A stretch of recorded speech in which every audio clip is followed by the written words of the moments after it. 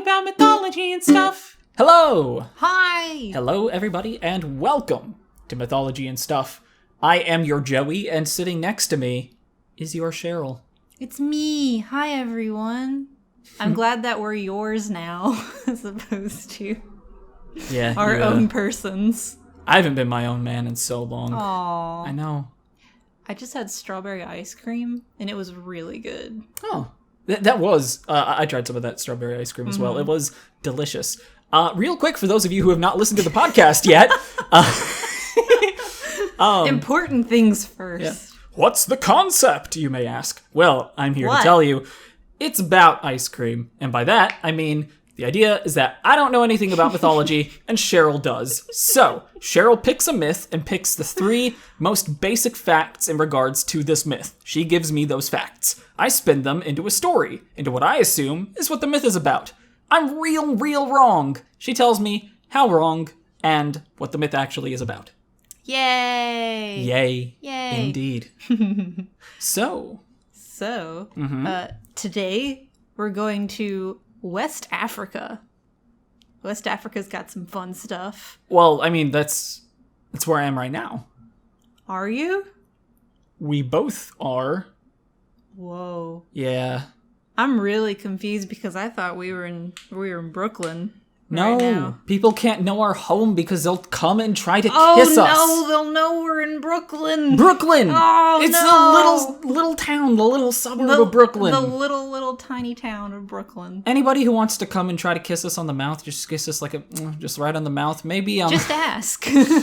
just ask first, because our answer will unanimously be no. Don't. Just no, thank you. Yeah.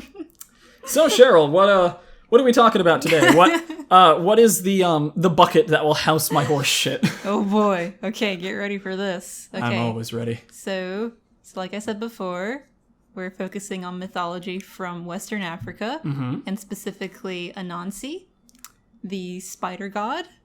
And this is the tale of Anansi and the thunder god. And Joey, your 3 words today are famine, pot, and stick.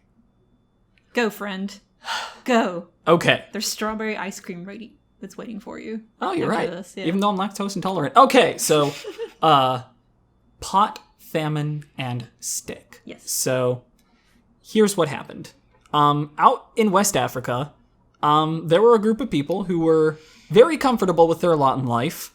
They were just, eating whatever they grew. They were trading. They were just absolutely thrilled to be exactly where they were, doing exactly what they were doing. And at one point, there was a god who came down, and the god's name was Pot. And he got really frustrated that all of these people were so happy when he himself felt mildly insecure. It was just his own stuff. It didn't really have anything to do with the people. But he was kind of just grumpy, and he took it out on them. So he replaced everything that these people most cherished with sticks. And this got to be pretty crummy because these were very peaceful, very loving, happy people. Most of the things that people cherished most were family members and or loved ones. So immediately there was only about a third of the population left, and that was the shittiest third. Would my strawberry ice cream turn into a stick? Depends on how much you love me, oh future wife. Jesus. Strawberry ice cream, no! Keep rolling away. Here, can you just Doppler effect. Yeah, can you say no? Okay. And I'll push you away. No! And she never came back. So, He tossed me real far. I did. I'm pretty strong. Anyway, back to the poor third. So they were obviously pretty unhappy. And so a lot of the people that had gone, they were growing crops. They were the ones actually making food, a lot of them. Not all of them, but so this just 1/3 of the population didn't have either the knowledge or the manpower to gather enough food and to grow enough food to support them. So a famine broke out.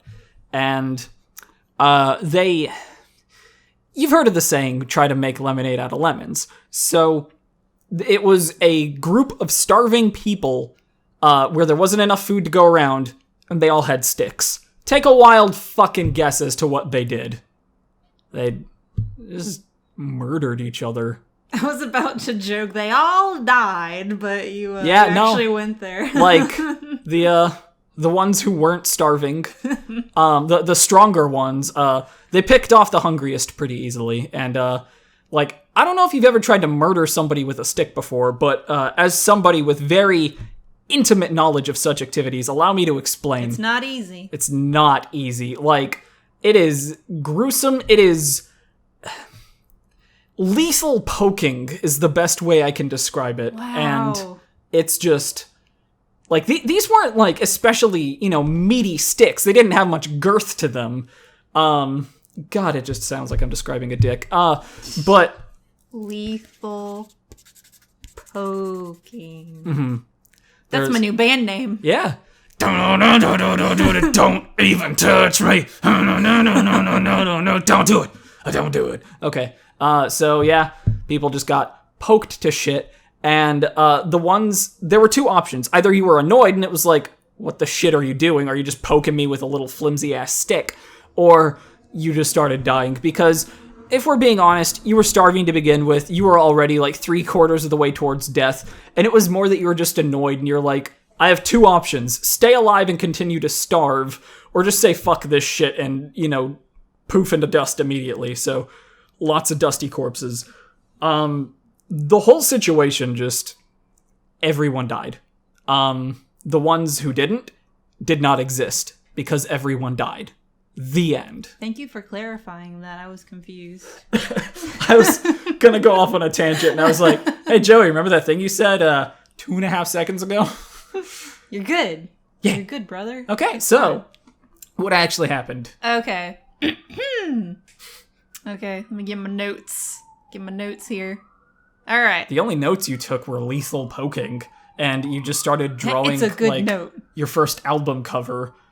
And let me say, I dig the angst, but I don't know what your sound is. It's real edgy. In parentheses, you wrote Backstreet Boys meet Evanescence and fuck a spiked dog collar. Can we pause the joke here and say I would totally listen to that genre of music? That'd be great. In a heartbeat. Like, I feel like if you're feeling shitty, you sit down, you pop it on, and it's a little bit poppier than Evanescence. It'd be like, bring me to life, then put me back down to death, baby. Then raise me from the dead, and raise me again. I don't know how many times you gotta raise me. Can someone please record a song in this style? We'll love you forever. Let me just say that I'm personally uncomfortable when my love is spoken for. But you know I'm right. I love Nintendo games. I love fat corgis. I love Cheryl. Oh. But I may not love you even if you make us a real nice song. He'll love you. Don't worry about it. Just make it. It's gonna be great. Make it and the love will come. You. Don't creep out our listeners. I almost said viewers. Hi there, I hope you guys are all enjoying viewing us today. It's been a while since we've ASMR'd. Out of my way. Oh. Here, I gotta tell him about the thing. No!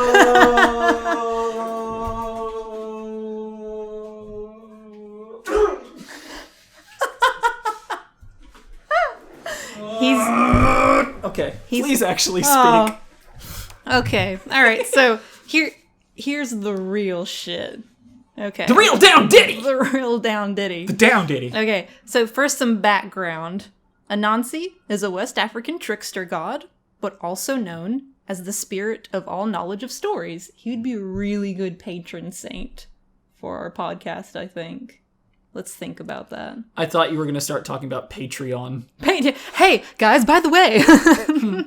Actually, no. If you'd like to pay us to continue speaking, please do so. How classy is this podcast?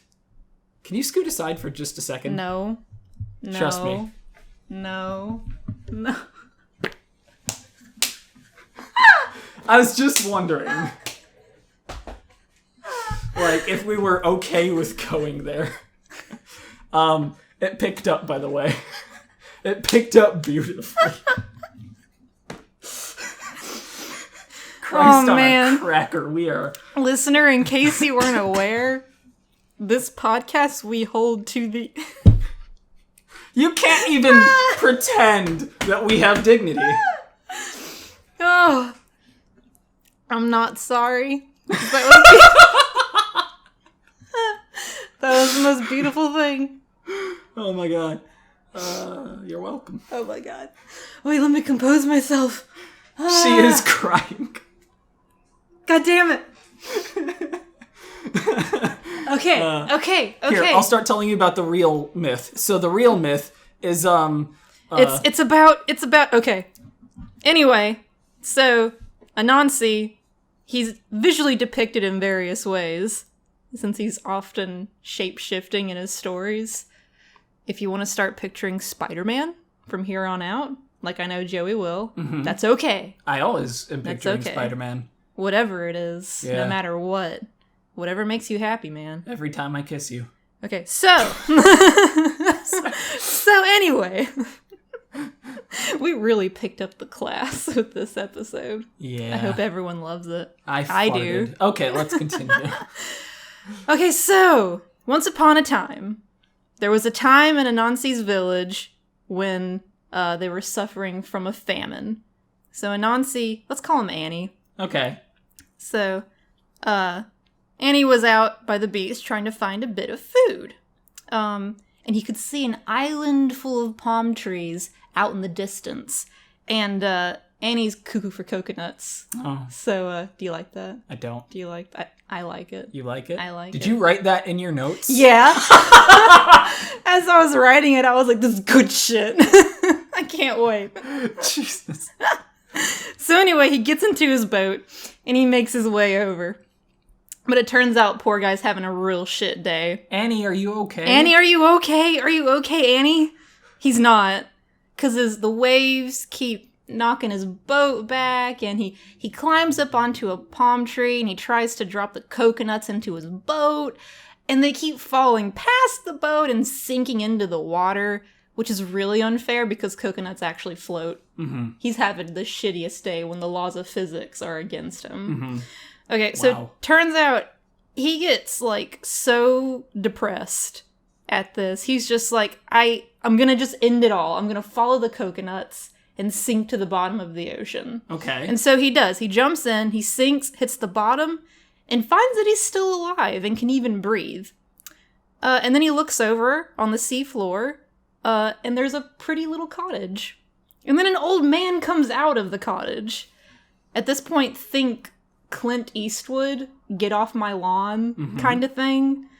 And this is the Thunder God. Okay. Known affectionately / fearfully as Father Thunder. Okay. We're going to call him Daddy O.T. Daddy O.T. Mm-hmm. So Daddy O.T.'s all like, why you throwing coconuts on my roof? And now here, imagine if you're Annie. Mm-hmm. You and your family are starving. You can't get one fucking coconut. You try to commit suicide, only to find yourself on, like, a magical seafloor with Clint Eastwood yelling at you. So he does what any sane person would do. Mm-hmm. He starts sobbing. Yeah. You know. But this breaks Daddy O.T.'s heart.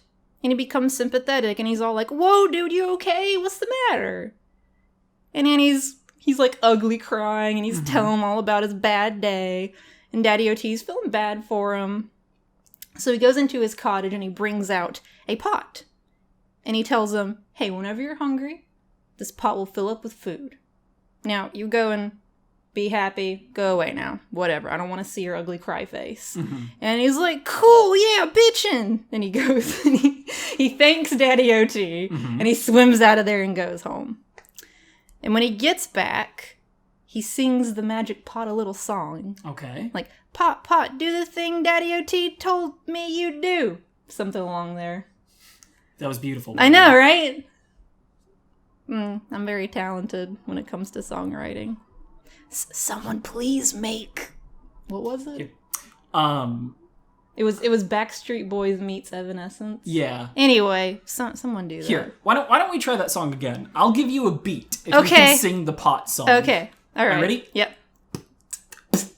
Pot, do the thing Daddy O.T. told me you do.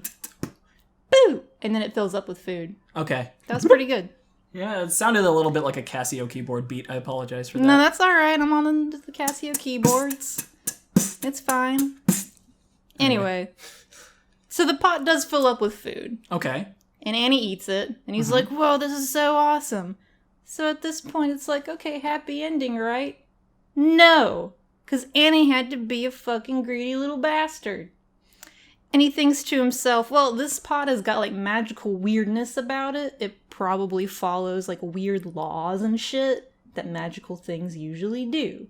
And he's thinking, well, maybe it can only do, like, one meal at a time. And I don't want to tell my family, because then it might break the pot. So he keeps it to himself. The little shit. Mm-hmm. You know. And so he hides the pot from his family, but he still uses it on himself. So, but after a while, everyone in the village and his family, they're getting thinner and thinner, and he's getting a little bit more plump, you know. And his son gets suspicious, and he's like, what the hell's going on with Daddy Annie? Mm-hmm. And so he sneaks in, and he catches his dad using the pot. And he's like, oh my god. Worst Dad of the Year award goes to my dad. Pleasantly plump though he may be, He is a terrible father. He is a terrible father. And so he goes and tells his mom, who is understandably livid. And she takes the pot from Annie, goes to the middle of the village, and she's like, come on everyone, free meal. My husband's a dickwad. Mm-hmm. Let's all get some food. But then the pot explodes. So, and right here, they never mentioned this in any of, like, the myths that I've read, like, the variations of this one. Mm-hmm. But Annie was right about, like, the limited time warranty that they have, that there is on this pot. It does explode. It can't take it. Yeah. So, you know. It's got limited output then. You know, he was right. His instincts were right.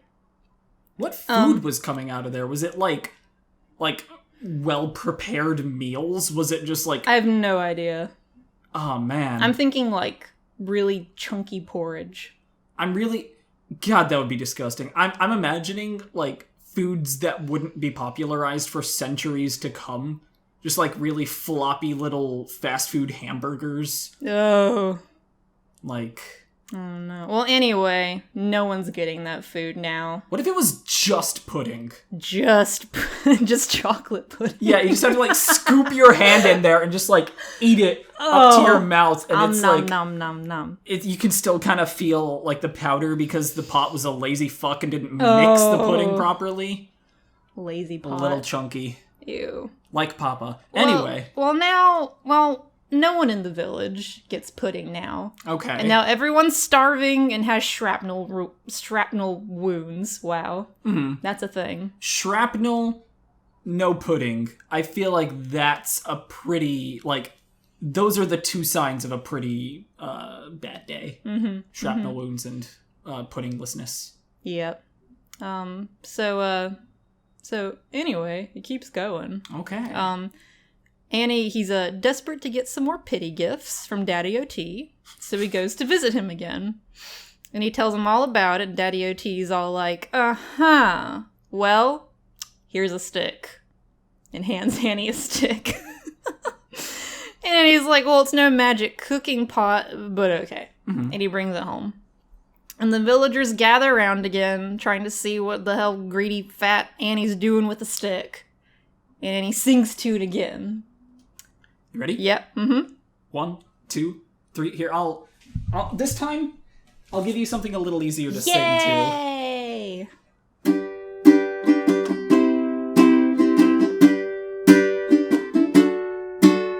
Stick, do what Daddy O.T. told you to do.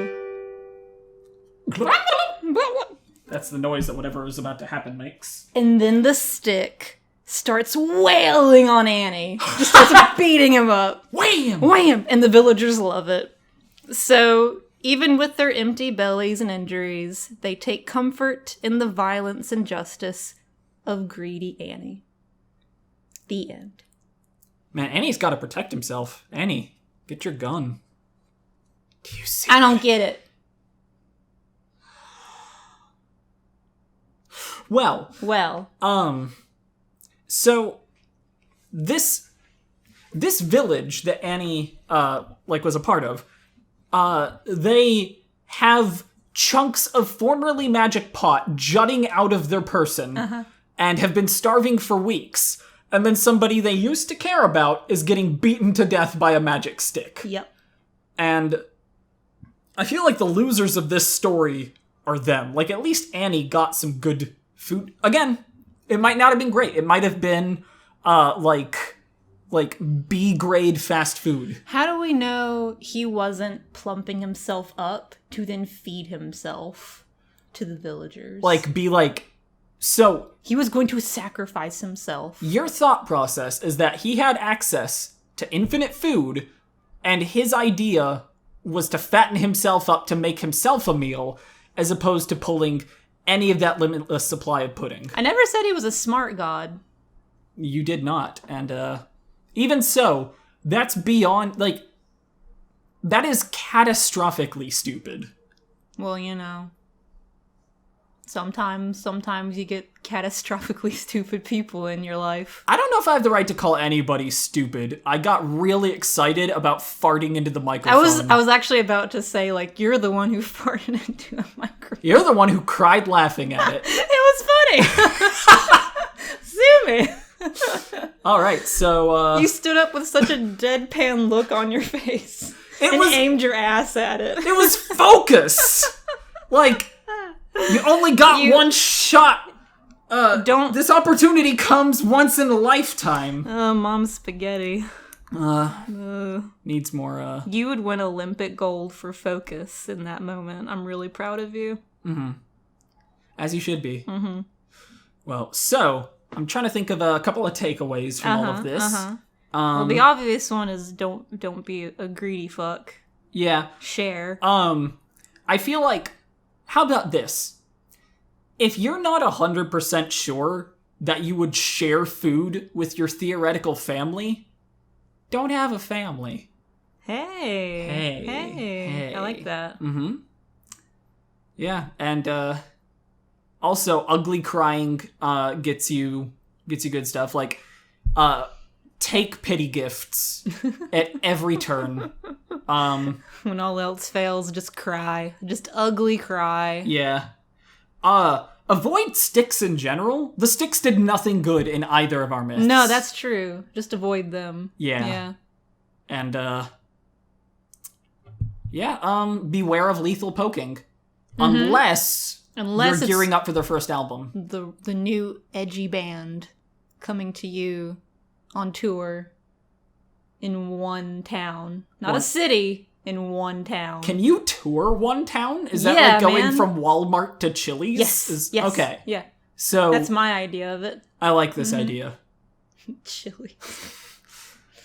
I want to go to TGI Fridays. I Cheryl, want to go to Chili's. The Chili's has more foot traffic. We'll get our music to more ears at Chili's. Are you still craving pigs in a blanket? Okay. Because I think we're going to get pigs in a blanket more so at TGI Fridays than Chili's. I'm just throwing that out there. I've already made up my mind. And I am this band. Oh my god. Sorry. Okay. That picked up so loudly. Well, that was my passion. Olympic gold for passion and focus. Yeah. Joey Nasser, 2017. Man, I'd be an excellent painter. What? My passion. No. Passion and focus. Okay, I guess. Yeah. What? Why are you screaming no? I don't know. And that, ladies and gentlemen, is maybe where we'll leave you for the evening, as we have not another drop of Duke to drop into the bullshit bucket. Not another drop. Yep. Well, thank you for listening to literally the hot air that blew out of my anus. We have a Twitter now. Oh, we And a YouTube do. account, yeah. We do. More places to hear butt air. Our Twitter account is Mythology and Stuff. That's it. That's it. And our YouTube is, wait for it, Mythology and Stuff. So, if you'd like to listen to our air quotes content at any of these sources, please Our feel high free. quality, classy content. And with that self-promotion out of the way, I do feel our time is up. Good night, everybody. Good night. We love you. Kisses.